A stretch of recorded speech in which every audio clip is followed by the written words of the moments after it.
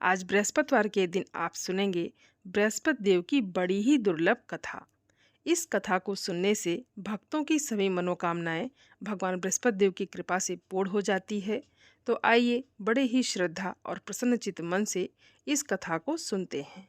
भारतवर्ष में एक प्रतापी और दानी राजा राज्य करता था। वो नित्य गरीबों और ब्राह्मणों की सहायता करता था। ये बात उसकी रानी को अच्छी नहीं लगती थी। वो ना ही गरीबों को दान देती, ना ही भगवान का पूजन करती थी और राजा को भी दान देने से मना किया करती थी। एक दिन राजा शिकार खेलने वन को गए हुए थे, तो रानी महल में अकेली थी। उसी समय बृहस्पति देव साधु वेश में राजा के महल में भिक्षा के लिए गए और भिक्षा मांगी। रानी ने भिक्षा देने से इनकार कर दिया और कहा कि हे साधु महाराज, मैं तो इस दान पुण्य से तंग आ गई हूँ। मेरे पति सारा धन लुटाते रहते हैं। मेरी इच्छा है कि हमारा सारा धन नष्ट हो जाए, फिर ना रहेगा बांस और ना बजेगी बांसुरी। साधु ने कहा, देवी, तुम तो बड़ी विचित्र हो। धन संतान तो सभी चाहते हैं, पुत्र और लक्ष्मी तो पापी के घर भी होने चाहिए। यदि तुम्हारे पास अधिक धन है तो भूखों को भोजन दो, प्यासों के लिए प्याऊ बनवाओ, मुसाफिरों के लिए धर्मशालाएं खुलवाओ। जो निर्धन अपनी कुंवारी कन्याओं का विवाह नहीं कर सकते, उनका विवाह करा दो। ऐसे और कई काम हैं जिनके करने से तुम्हारा यश लोक परलोक में फैलेगा। परंतु रानी पर उपदेश का कोई प्रभाव नहीं पड़ा। कहने लगी, महाराज, आप मुझे कुछ मत समझाइए। मैं ऐसा धन नहीं चाहती जो हर जगह बांटती फिरूं। साधु ने उत्तर दिया कि यदि तुम्हारी ऐसी ही इच्छा है तो तथास्तु। तुम ऐसा करना कि बृहस्पतिवार को घर लीप कर पीली मिट्टी से अपना सिर धोकर स्नान करना, भट्टी चढ़ाकर कपड़े धोना। ऐसा करने से आपका सारा धन नष्ट हो जाएगा। इतना कहकर वो साधु महाराज वहाँ से आलोप हो गए। साधु के कहे अनुसार बातों को पूरा करते करते रानी को केवल 3 बृहस्पतिवार ही बीते थे कि उसकी समस्त धन संपत्ति नष्ट हो गई। अब भोजन के लिए राजा का परिवार तरसने लगा। तब एक दिन राजा ने रानी से कहा कि हे रानी, तुम यहीं पर रहो, मैं दूसरे देश को जाता हूँ। क्योंकि यहाँ पर सभी लोग मुझे जानते हैं, इसलिए मैं कोई छोटा काम नहीं कर सकता। ऐसा कहकर राजा परदेश चला गया। वो वहाँ जंगल से लकड़ी काट कर लाता और शहर में बेचता था। इस तरह से वो अपना जीवन व्यतीत करने लगा। इधर राजा के परदेश जाते ही रानी और दासी दुखी रहने लगी। एक बार जब रानी और दासी को 7 दिन तक बिना भोजन के रहना पड़ा, तो रानी ने अपनी दासी से कहा, हे दासी, पास ही के नगर में मेरी बहन रहती है। वो बड़ी धनवान है। तू उसके पास जा और कुछ बेझर मांग कर ले आ, ताकि थोड़ी बहुत गुजर बसर हो जाए। दासी रानी की बहन के पास गई। उस दिन गुरुवार था और रानी की बहन उस समय बृहस्पतिवार व्रत की कथा सुन रही थी। दासी ने रानी की बहन को अपनी रानी का संदेश दिया, लेकिन रानी की बहन ने कोई उत्तर नहीं दिया। जब दासी को रानी की बहन से कोई उत्तर नहीं मिला, तब वो बहुत दुखी हुई। उसे क्रोध भी आया। दासी ने वापस आकर रानी को सारी बात बता दी। सुनकर रानी ने अपने भाग्य को कोसा। उधर रानी की बड़ी बहन ने सोचा कि मेरी बहन की दासी आई थी, परंतु मैं उससे नहीं बोली, इससे वो बहुत दुखी हुई होगी। कथा सुनकर और पूजन समाप्त करके वो अपनी बहन के घर आई और कहने लगी, हे बहन, मैं बृहस्पतिवार का व्रत कर रही थी। तुम्हारी दासी मेरे घर आई थी, परंतु जब तक कथा होती है तब तक हम लोग ना उठते हैं ना बोलते हैं, इसलिए मैं नहीं बोली। कहो दासी, क्यों गई थी? तब रानी बोली, बहन, तुमसे क्या छुपाऊं, हमारे घर में खाने तक को अनाज नहीं था। ऐसा कहते कहते रानी की आंखें भर आई। उसने दासी समेत पिछले 7 दिनों से भूखे रहने की बात अपनी बहन को विस्तार पूर्वक सुना दी। रानी की बहन बोली, देखो बहन, भगवान बृहस्पति देव सबकी मनोकामना पूर्ण करते हैं। देखो, शायद तुम्हारे घर में अनाज रखा हो। पहले तो रानी को विश्वास नहीं हुआ, पर बहन के आग्रह करने पर उसने अपनी दासी को घर के अंदर भेजा, तो उसे सचमुच अनाज से भरा हुआ एक घड़ा मिल गया। ये देखकर दासी को बड़ी हैरानी हुई। दासी रानी से कहने लगी, हे रानी, जब हमको भोजन नहीं मिलता तो हम व्रत ही तो करते हैं, इसलिए क्यों ना इनसे व्रत की कथा और विधि पूछ ली जाए, ताकि हम भी व्रत कर सकें। तब रानी ने अपनी बहन से बृहस्पतिवार व्रत के बारे में पूछा। उसकी बहन ने बताया, बृहस्पतिवार के व्रत में चने की दाल और मुनक्का से विष्णु भगवान का केले की जड़ में पूजन करें, दीपक जलाएं, व्रत कथा सुने और पीला भोजन ही करें। इससे बृहस्पति देवता प्रसन्न होते हैं। व्रत और पूजन विधि बताकर रानी की बहन अपने घर को लौट गई। 7 दिन के बाद जब गुरुवार आया तो रानी और दासी ने व्रत रखा। घुड़साल में जाकर चना और गुड़ लेकर आई, फिर उससे केले की जड़ तथा विष्णु भगवान का पूजन किया। अब पीला भोजन कहाँ से आए, इस बात को लेकर दोनों बहुत दुखी थे, क्योंकि उन्होंने व्रत रखा था, इसलिए बृहस्पति देव उनसे प्रसन्न थे। इसलिए वो एक साधारण व्यक्ति का रूप धारण करके 2 थालों में सुंदर पीला भोजन दासी को दे गए। भोजन पाकर दासी बहुत प्रसन्न हुई और फिर रानी के साथ मिलकर भोजन ग्रहण किया। उसके बाद वो सभी गुरुवार को व्रत और पूजन करने लगी। बृहस्पति भगवान की कृपा से उनके पास फिर से धन संपत्ति आ गई, परंतु रानी फिर से पहले की तरह आलस्य करने लगी। तब दासी बोली, देखो रानी, तुम पहले भी इसी प्रकार आलस्य करती थी, तुम्हें धन रखने में कष्ट होता था, इस कारण सभी धन नष्ट हो गया, और अब जब भगवान बृहस्पति देव की कृपा से धन मिला है तो तुम्हें फिर से आलस्य होता है। रानी को समझाते हुए दासी कहती है कि बड़ी मुसीबतों के बाद हमने ये धन पाया है, इसलिए हमें दान पुण्य करना चाहिए, भूखे मनुष्यों को भोजन कराना चाहिए और धन को शुभ कार्यों में खर्च करना चाहिए, जिससे तुम्हारे कुल का यश बढ़ेगा, स्वर्ग की प्राप्ति होगी और पितृ प्रसन्न होंगे। दासी की बात मानकर रानी अपना धन शुभ कार्यों में खर्च करने लगी, जिससे पूरे नगर में उनका यश फैलने लगा। फिर एक दिन रानी और दासी आपस में विचार करने लगी कि न जाने राजा किस दशा में होंगे, उनकी कोई खोज खबर भी नहीं है। उन्होंने श्रद्धापूर्वक बृहस्पति भगवान से प्रार्थना की कि राजा जहाँ कहीं भी हो शीघ्र वापस आ जाएं। उधर वो राजा एक दिन दुखी होकर जंगल में पेड़ के नीचे आसन जमा कर बैठ गया। वो अपनी दशा को याद करके व्याकुल होने लगा। बृहस्पतिवार का दिन था। एकाएक उसने देखा कि निर्जन वन में एक साधु प्रकट हुए। वो साधु वेश में स्वयं बृहस्पति देवता थे। लकड़हारे के सामने आकर बोले, हे लकड़हारे, इस सुनसान जंगल में तुम चिंतामग्न होकर क्यों बैठे हो? लकड़हारे ने दोनों हाथ जोड़कर प्रणाम किया और उत्तर दिया कि महात्मा जी, आप सब कुछ जानते हैं, मैं क्या कहूँ। ये कहकर वो रोने लगा और साधु को अपनी आत्मकथा सुनाई। तब महाराज जी ने कहा, तुम्हारी स्त्री ने बृहस्पति के दिन बृहस्पति भगवान का निरादर किया है, जिसके कारण रुष्ट होकर उन्होंने तुम्हारी ये दशा कर दी है। अब तुम चिंता दूर करके मेरे कहने पर चलो तो तुम्हारे सभी कष्ट दूर हो जाएंगे और भगवान पहले से भी अधिक धन संपत्ति तुम्हें देंगे। तुम बृहस्पतिवार के दिन कथा किया करो, 2 पैसे के चने मुनक्का लाकर उसका प्रसाद बनाओ और शुद्ध जल से लोटे में शक्कर मिलाकर अमृत तैयार करो और कथा के पश्चात अपने सारे परिवार और सुनने वाले प्रेमियों में अमृत और प्रसाद बांटकर आप भी ग्रहण करो। ऐसा करने से भगवान तुम्हारी सब मनोकामनाएं पूर्ण करेंगे। साधु के ऐसे वचन सुनकर लकड़हारा बोला, हे प्रभु, मुझे लकड़ी बेचकर इतना पैसा नहीं मिलता जिससे भोजन के बाद कुछ बचा सकूं। मैंने रात में अपनी पत्नी को व्याकुल देखा है, मेरे पास कुछ भी नहीं है जिससे मैं उनकी कोई खोज खबर मंगा सकूं। साधु ने कहा, हे लकड़हारे, तुम किसी बात की चिंता मत करो। बृहस्पति के दिन तुम रोजाना की तरह लकड़ियाँ लेकर शहर को जाओ। तुमको रोज से 2 गुना धन प्राप्त होगा, जिससे तुम भली भांति भोजन कर लोगे और बृहस्पति देव की पूजा का सामान भी आ जाएगा। जो तुमने बृहस्पतिवार की कहानी के बारे में पूछा है वो इस प्रकार है। प्राचीन काल में एक बहुत ही निर्धन ब्राह्मण था। उसकी कोई संतान नहीं थी। वो नित्य पूजा पाठ करता, लेकिन उसकी पत्नी ना स्नान करती और ना किसी देवता का पूजन करती। इसी कारण वो ब्राह्मण देवता बहुत दुखी रहते थे। भगवान की कृपा से ब्राह्मण के यहाँ एक कन्या उत्पन्न हुई। कन्या बड़ी होने लगी। प्रातः स्नान करके वो भगवान विष्णु का जप करती, बृहस्पतिवार का व्रत करने लगी। पूजा पाठ समाप्त कर पाठशाला जाती तो अपनी मुट्ठी में जौ भर कर ले जाती और पाठशाला के मार्ग में डालती जाती। लौटते समय वही जौ सोने के हो जाते तो उनको बीनकर अपने घर ले आती। एक दिन वो बालिका सूप में उन सोने के जौ को फटक कर साफ कर रही थी।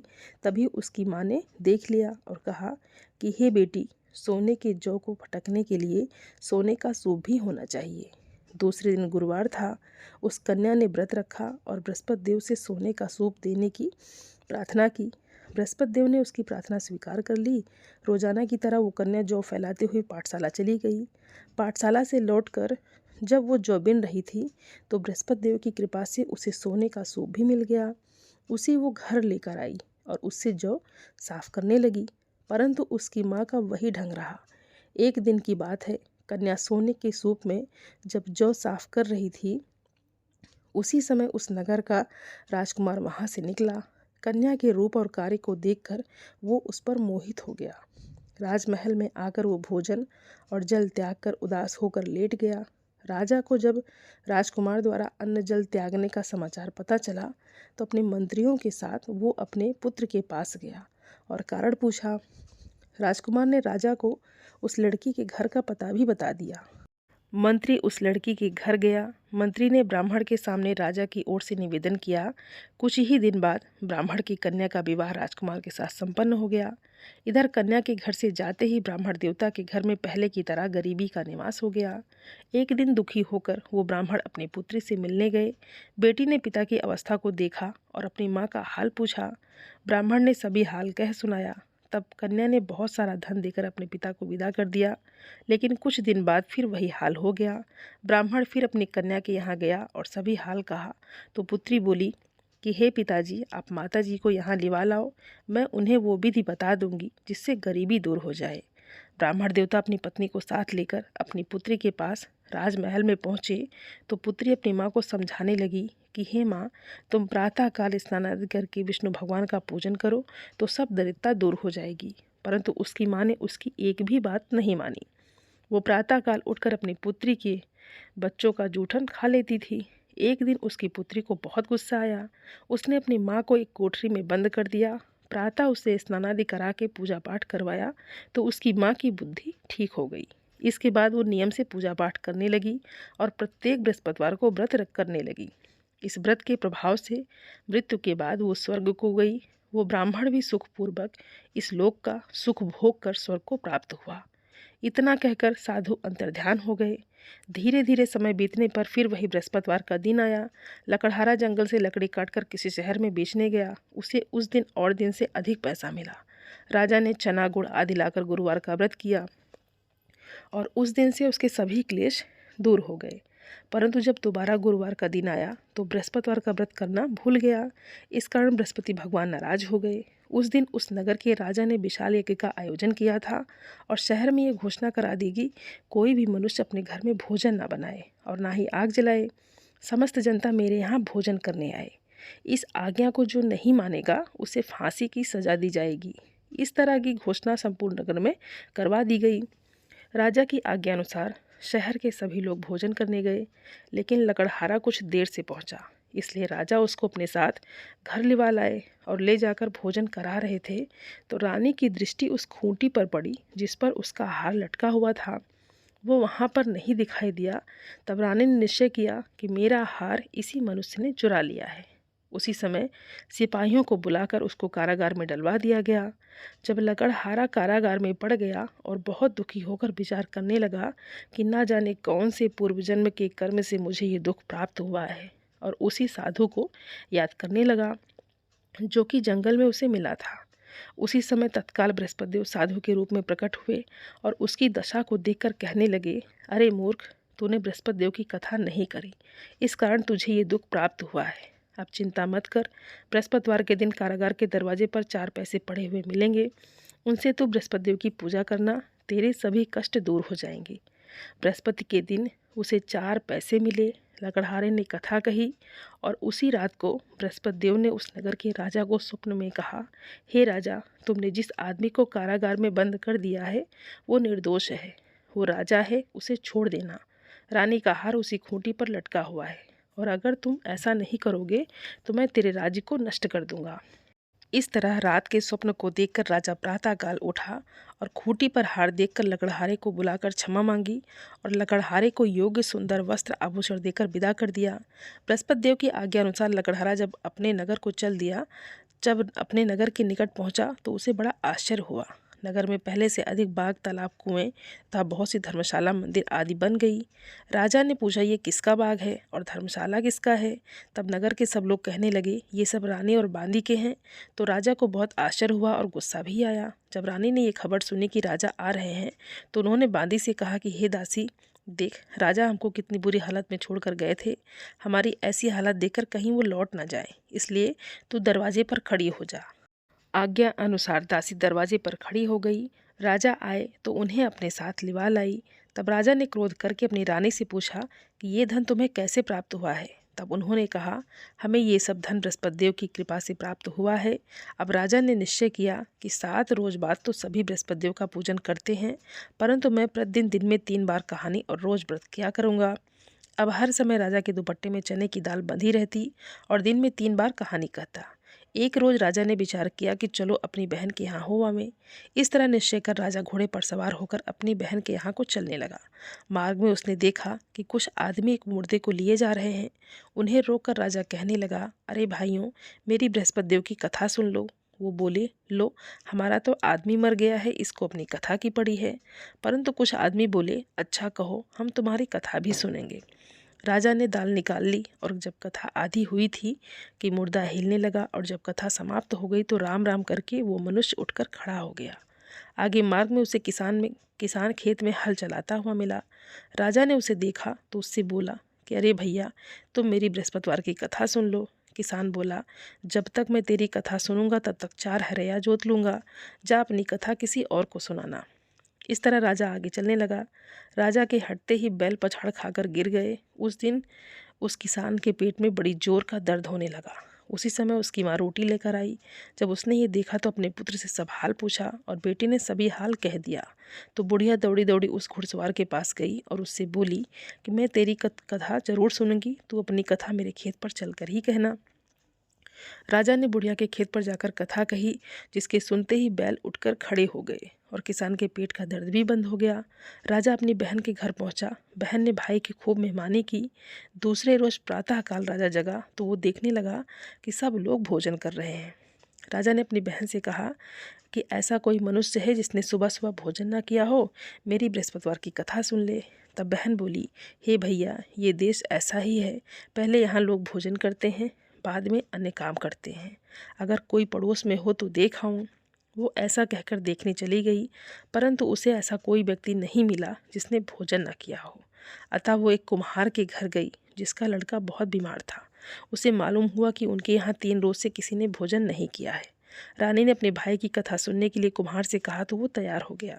राजा ने जाकर बृहस्पतिवार की कथा कही, जिसको सुनकर उसका लड़का ठीक हो गया। अब तो राजा की प्रशंसा होने लगी। एक दिन राजा ने अपनी बहन से कहा कि हे बहन, अब हम अपने घर को जाएंगे, तुम भी तैयार हो जाओ। तब राजा की बहन ने अपनी सास से कहा। सास ने कहा, हाँ चली जा, परंतु अपने लड़कों को मत ले जाना, क्योंकि तेरे भाई की कोई संतान नहीं है। बहन ने अपने भैया से कहा कि हे भैया, मैं तो चलूँगी पर कोई बालक नहीं जाएगा। तब राजा बोला, जब कोई बालक नहीं जाएगा तब तुम भी जाकर क्या करोगी। बड़े दुखी मन से राजा अपने नगर को लौट आया। राजा ने अपनी रानी से कहा कि रानी, हम निर्वंशी हैं, हमारा मुँह देखने का धर्म नहीं है और भोजन आदि कुछ भी नहीं किया। रानी बोली, हे प्रभु, बृहस्पति देव ने हमें सब कुछ दिया है, वो हमें संतान भी अवश्य देंगे। और उसी रात को बृहस्पति देव ने राजा से स्वप्न में कहा, हे राजा, उठ, सभी सोच त्याग दे, तेरी रानी गर्भ से है। राजा को ये बात सुनकर बड़ी खुशी हुई। 9वें महीने में उसके गर्भ से एक सुंदर पुत्र पैदा हुआ। तब राजा बोला, हे रानी, स्त्री बिना भोजन के रह सकती है, पर बिना कहे नहीं रह सकती। जब मेरी बहन आए तब तुम उससे कुछ मत कहना। रानी ने सुनकर हाँ कर दिया। जब राजा की बहन ने यह शुभ समाचार सुना तो वो बहुत खुश हुई और बधाई लेकर अपने भाई के यहाँ आई। तभी रानी ने कहा, घोड़ा चढ़कर तो नहीं आई, गधा चढ़ी आई। राजा की बहन बोली, भाभी, मैं इस प्रकार ना कहती तो तुम्हें संतान कैसे मिलती। बृहस्पति देव ऐसे ही हैं, जैसे जिसके मन में कामनाएं हैं सभी को पूर्ण करते हैं। जो सद्भावना पूर्वक बृहस्पतिवार का व्रत करता है और कथा पढ़ता है अथवा सुनता है और दूसरों को सुनाता है, बृहस्पति देव उसकी सभी मनोकामनाएं पूर्ण करते हैं। तो प्रेम से बोलिए, बृहस्पति देवता की जय। उम्मीद करती हूँ ये वीडियो आप सभी लोगों को बहुत अच्छी लगी होगी और आप सभी सनातनी भाई बहनों से मेरा विनम्र निवेदन है, मेरे चैनल को सब्सक्राइब ज़रूर कर लें और वीडियो को लाइक और अपने फैमिली फ्रेंड के साथ शेयर ज़रूर करें। आप सभी को जय श्रीमन नारायण। धन्यवाद दोस्तों।